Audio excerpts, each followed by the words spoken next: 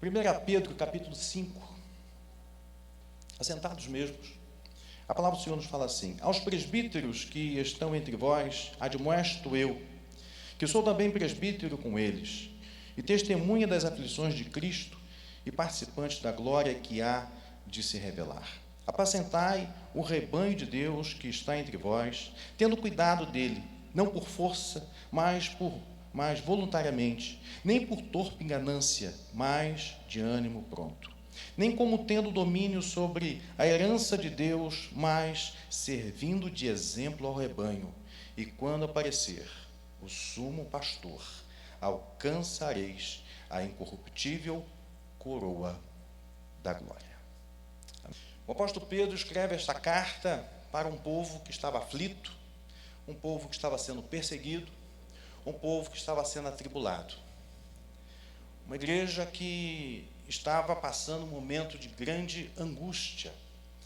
Mas é interessante que no capítulo 5, o apóstolo Pedro, agora, ele se dirige aos presbíteros, ou aos pastores desta igreja, que estava como peregrina na Ásia Menor, devido às perseguições que estavam ocorrendo. O nome de Cristo estava sendo pregado, o nome de Cristo estava sendo testemunhado, mas, ao mesmo tempo, houve um levante contra a igreja. Não porque estavam agindo de forma contrária à palavra, mas por serem fiéis ao Senhor. E essa fidelidade hoje, irmãos, está sendo colocada à prova também. Nós, como cristãos, nós estamos sujeitos e, infelizmente, estamos sofrendo uma grande pressão, principalmente da mídia e do mundo lá fora, para mudarmos a nossa teologia, para mudarmos a forma de falar, para aceitarmos o pecado, para sermos liberais em relação àquilo que está sendo ministrado. E tem muitos pastores se curvando a isto. Existem muitos pastores se curvando a essa teologia, que assim, se é que podemos chamar, que abraça o pecado e diz que tudo bem, qual o problema, nada a ver, ninguém se importa, o importante é isto. Entenda uma coisa: no momento que uma mensagem é pregada e ela agrada os ouvintes, e ela agrada principalmente o homem que não tem Deus no coração, principalmente a mídia, alguma coisa está errada nessa mensagem. Nós estamos falhando tremendamente na nossa mensagem.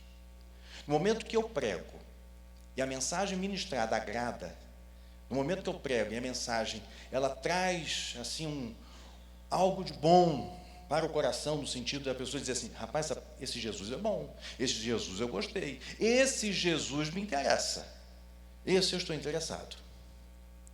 A palavra de Deus tem sido tripudiada. É com pesar que eu falo isso. E eu não estou falando de ouvir falar. Eu estou envolvido com a internet há muitos anos.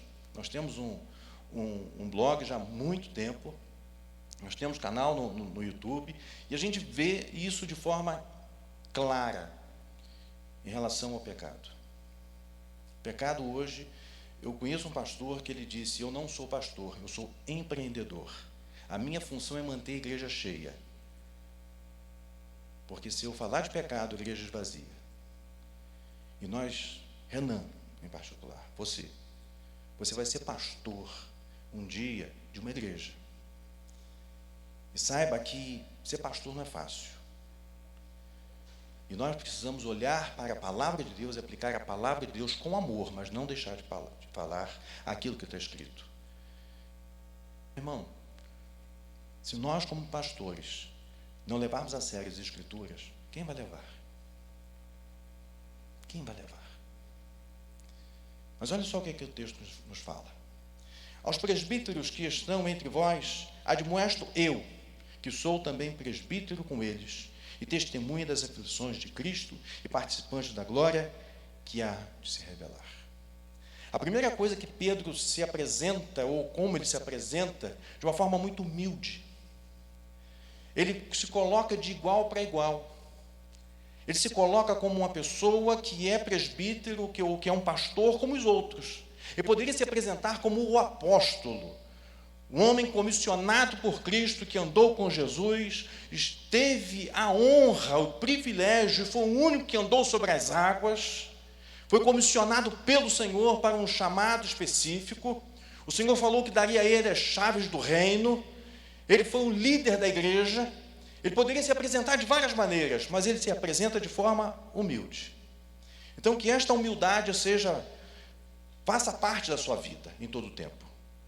Você é um comissionado, mas você tem que se apresentar como uma pessoa humilde. O próprio Jesus se apresentou assim. E aprendei de mim, que sou manso e humilde de coração.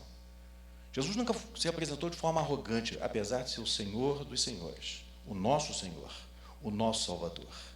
Então, a humildade tem que fazer parte da sua vida. A segunda coisa que nos chama a atenção nesse texto, no verso 1, como ele se apresenta, mas ele diz: e testemunha das aflições de Cristo.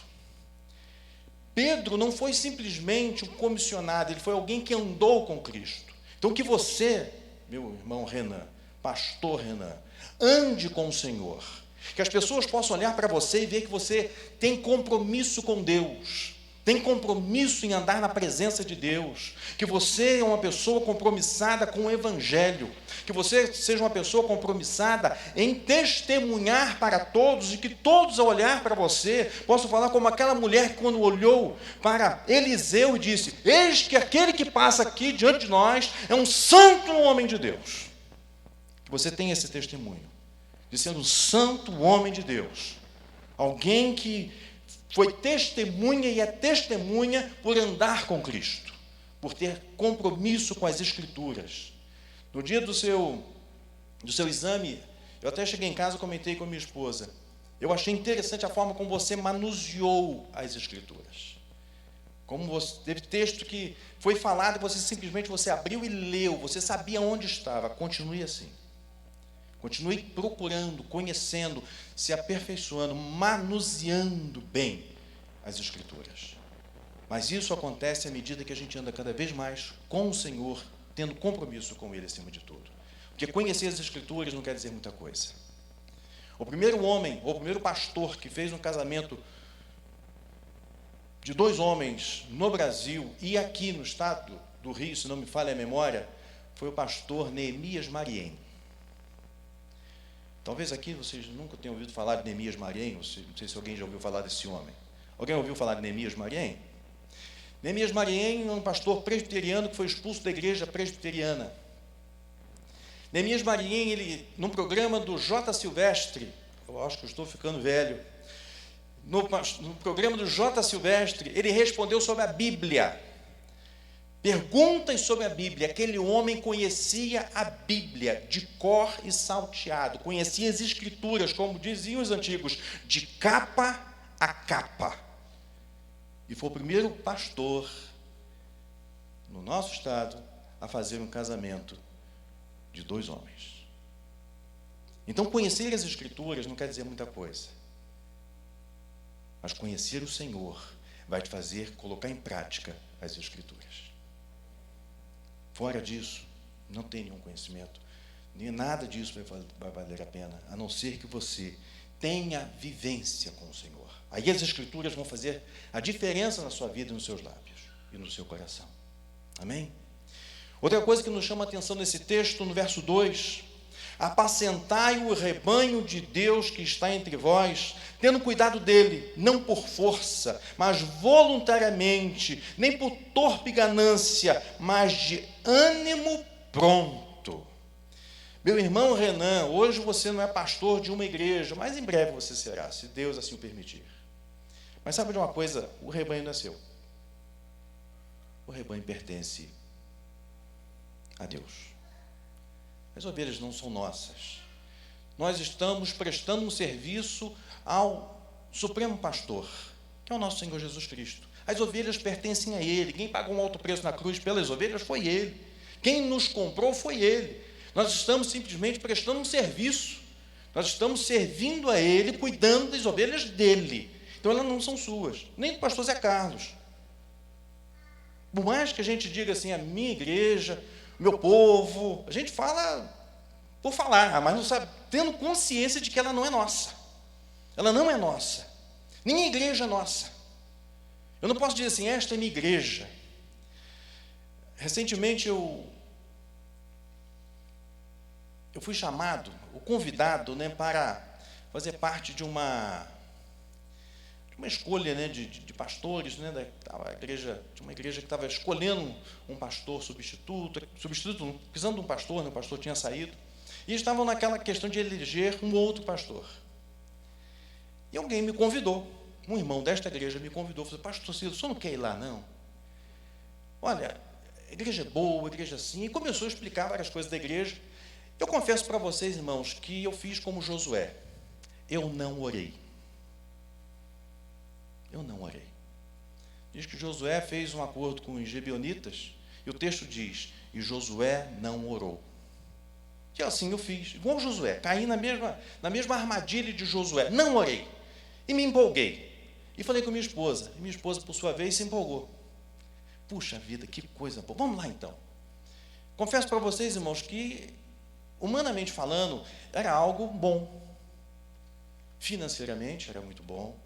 Plano de saúde e outras coisas mais. Eu fui, na empolgação. E enquanto eu estava na estrada, o Espírito Santo falou de forma nítida no meu coração. Quem mandou você ir lá?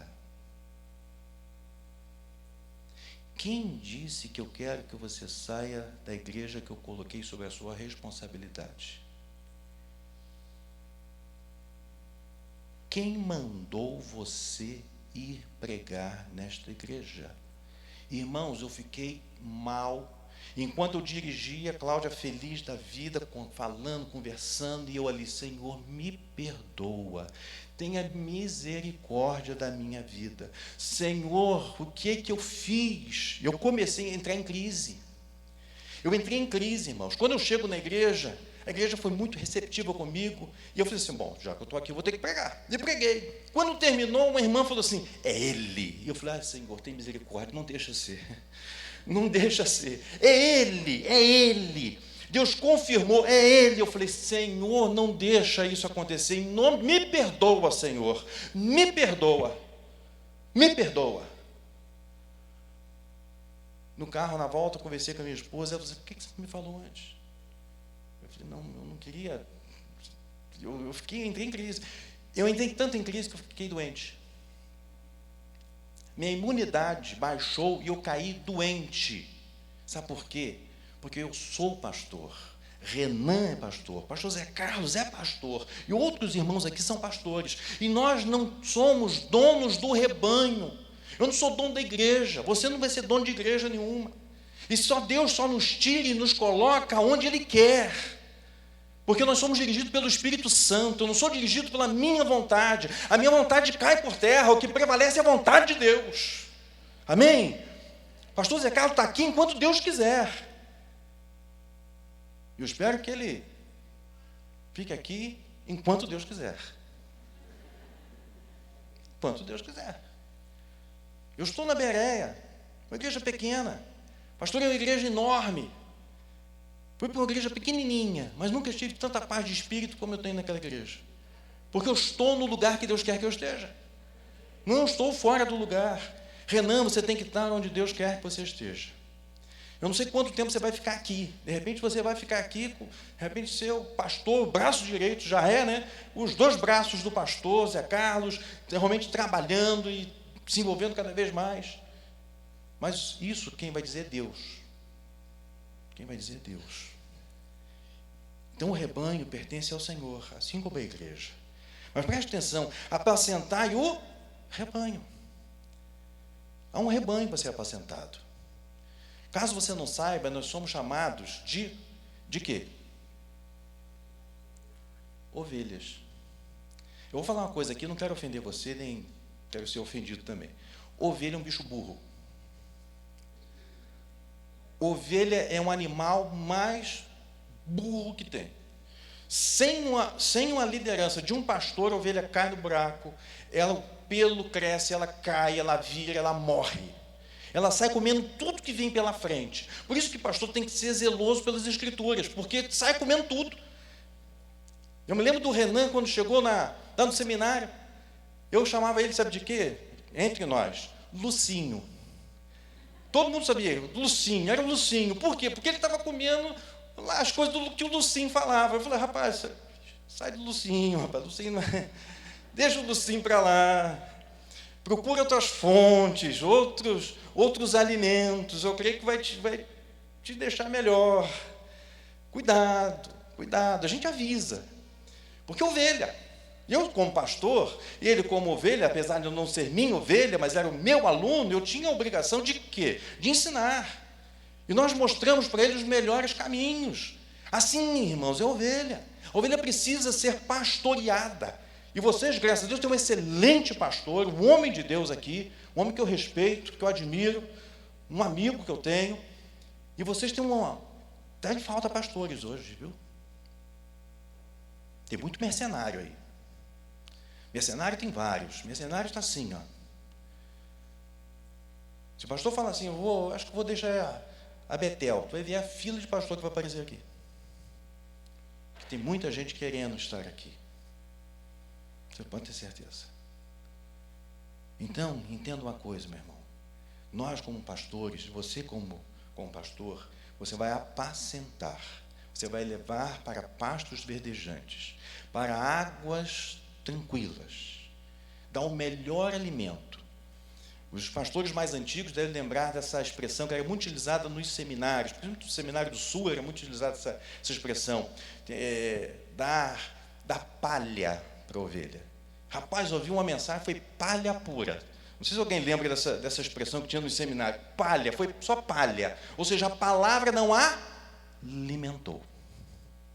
Então, aqui o texto diz que o rebanho é de Deus, mas compete a nós, como seus auxiliares, levar e apacentar essas ovelhas. Agora, ele diz que não é por força, mas voluntariamente. É com amor, é com dedicação, é com empenho, é com alegria. Seja voluntário. Não é porque alguém está dizendo que você tem que fazer. Casa de pastor é complicado, telefone de pastor pior ainda. As pessoas ligam na horas mais impróprias, e se a gente não vigiar, a gente está fazendo um montão de coisa. A gente precisa, às vezes tem que botar até certa ordem, mas infelizmente faz parte. Pastor, nesse período que eu estou pastoreando há quase 30 anos, eu só não fiz parto, até agora. Mas um monte de coisa. Um monte de coisa. E se a tua esposa foi igual a minha, não leva para fazer visita.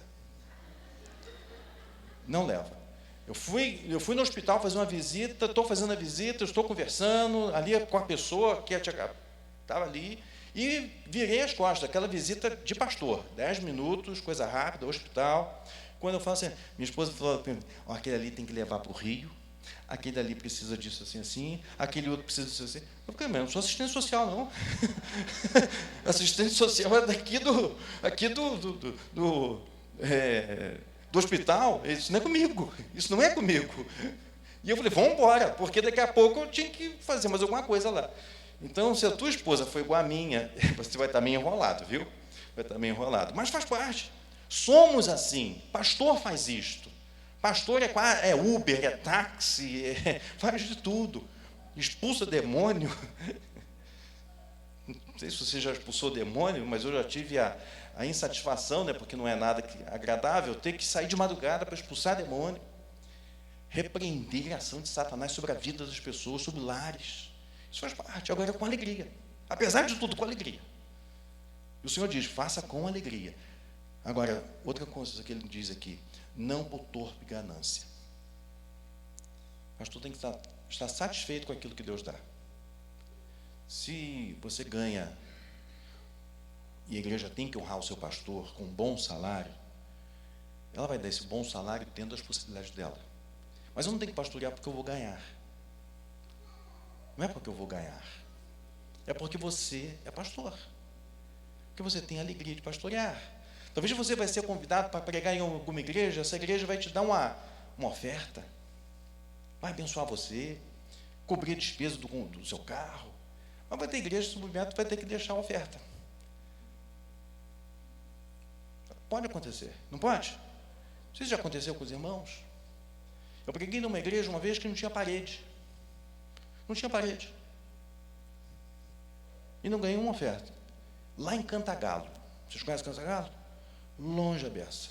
É chão daqui lá, viu? Preguei lá, não tinha parede. Beleza. Preguei sem problema nenhum. Fui chamado para pregar a segunda vez. A igreja já tinha parede. E uma bateria feia e velha. E não tinha um negócio para prender o baterista, não. O baterista ficava solto.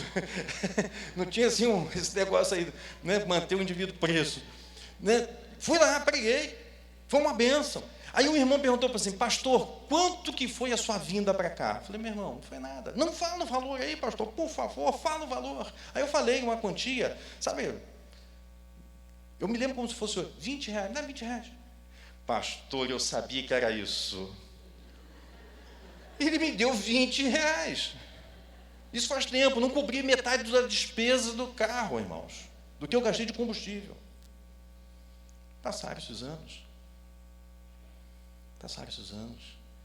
Recebo o telefonema dessa mesma igreja.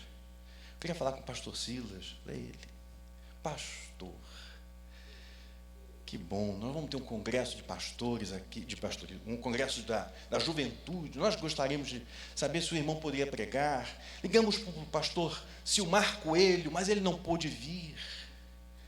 Ligamos para a Eixla cantar, mas ela vai estar nos Estados Unidos.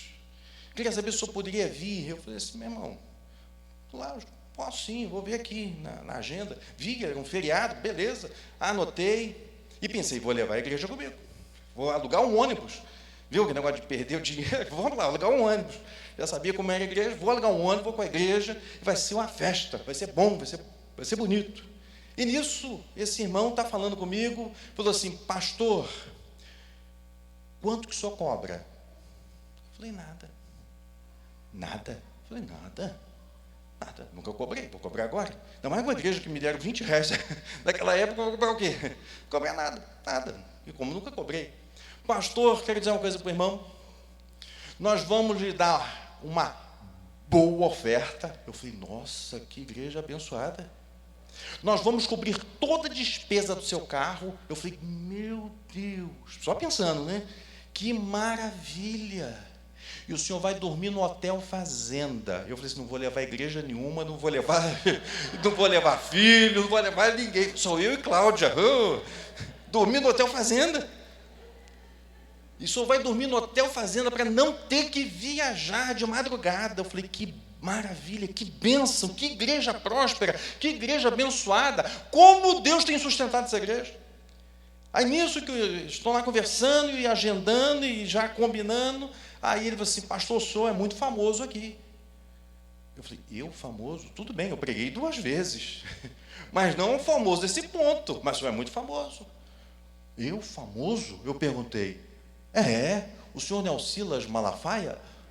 Eu falei, não, meu irmão, eu sou Silas Alves Figueira. Aí na Igreja Batista, a Assembleia de Deus da Penha, eu falei, não, meu irmão, aqui é a Igreja Batista em Teresópolis. Ah, pastor, desculpe, eu queria falar com o Silas Malafaia. O senhor não tem o telefone dele, não? Então essas coisas acontecem com todos nós. Com todos nós. Agora, quem sustenta tudo isso? Essa máfia que, infelizmente, nós temos visto por aí. Hoje, se você for convidar um cantor desses famosos, você gasta um dinheiro. O pregador vai ganhar uma ajuda de custo, mas o cantor vai levar uma grana da igreja. Mas que você nunca vá por torpe ganância. Que você pregue por amor. Sempre. Porque isso é uma honra que Deus nos dá. Se fazem isso, é um problema de quem está fazendo. Para a gente concluir, o texto diz, verso 3, nem como tendo domínio sobre a herança de Deus, mas servindo de exemplo ao rebanho. Você tem que ser exemplo. As pessoas vão olhar para você. Por mais que você não queira, já estão olhando, viu? Se você hoje é pastor aqui, consagrado por esta igreja, porque a igreja olhou para você. Porque a igreja te apoiou e a igreja chegou à conclusão, junto com o pastor Zé Carlos, que você deveria ser consagrado. Enviar você para o seminário, estudar e chegou a essa data. Então, continue sendo exemplo. E por fim, no verso 4: e quando aparecer o sumo pastor, alcançareis a incorruptível coroa da glória. A glória, irmãos, de um pastor é no céu, não é aqui na terra. A tua glória não será aqui. Pastor Zé Carlos, muito menos. Por mais que façamos, por mais que a gente gostaria de receber alguma glória, a nossa glória vai ser só no céu. Você pode receber algum elogio, alguém pode bater nas suas costas, dizer que foi muito bem, mas a maioria vai dizer que foi ruim, que não gostou, que você não devia agir dessa maneira. Isso é muito comum no nosso meio.